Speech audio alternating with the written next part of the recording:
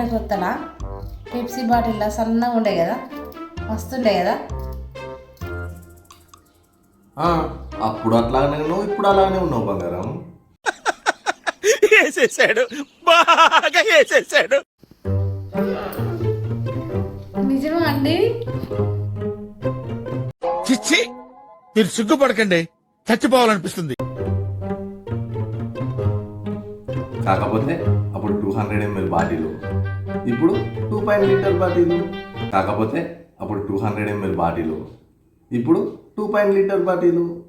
ఎవరురా నువ్వు ఇంత టాలెంటెడ్ ఉన్నావు? ఏం గుండు రావాడిది, ఆ గుండె బతకాలి.